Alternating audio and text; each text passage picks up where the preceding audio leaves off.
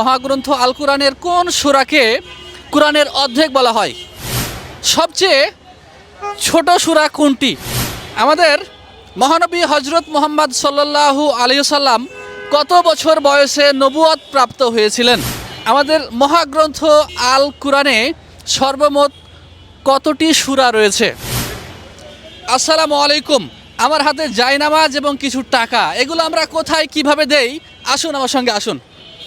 আসসালামু আলাইকুম। ওয়ালাইকুম আসসালাম। কেমন আছেন বাবা? আলহামদুলিল্লাহ ভালো। কি নাম আপনার? মোহাম্মদ মাহমুদ আলী। মাহমুদ আলী। এই যে জায়নামাজ দেখতেছেন একটা, এইটা আপনাকে আমরা দিতে যাচ্ছি, বাট কিছু প্রশ্ন উত্তরের মাধ্যমে, ইসলামিক প্রশ্ন। আপনি কি রাজি? জি করেন। আলহামদুলিল্লাহ। আচ্ছা, আপনার জন্য প্রথম প্রশ্ন। আমাদের মহাগ্রন্থ আল কোরআনে সর্বমোট কতটি সূরা রয়েছে? আল কোরআনে 114টি। বলা যাবে না, এটা অনেকে সাইড থেকে বলে দিয়েছে, আমরা এই প্রশ্ন স্কিপ করছি।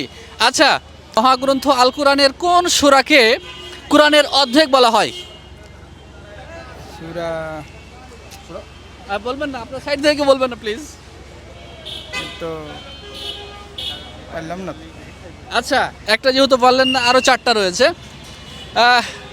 দ্বিতীয় প্রশ্ন আপনার জন্য। কোন নবীকে কুয়াতে ফেলে দেওয়া হয়েছিল?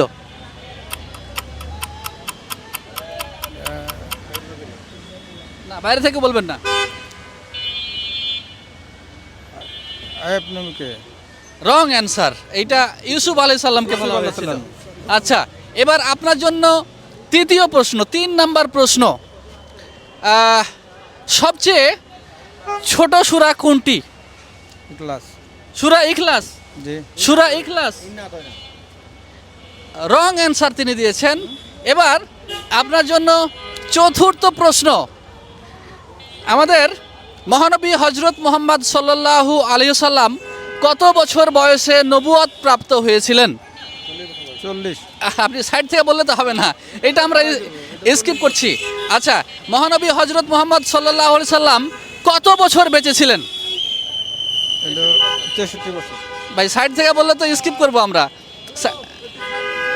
আচ্ছা আচ্ছা, আমরা যেহেতু বাইরে থেকে বলে দিচ্ছি, এই জন্য উত্তরটি নিতে পারতেছি না। আচ্ছা, আমরা এবার আপনার জন্য আরও একটি অপশন রাখছি, সেটা হচ্ছে কোন সূরায় বিসমিল্লাহ নেই?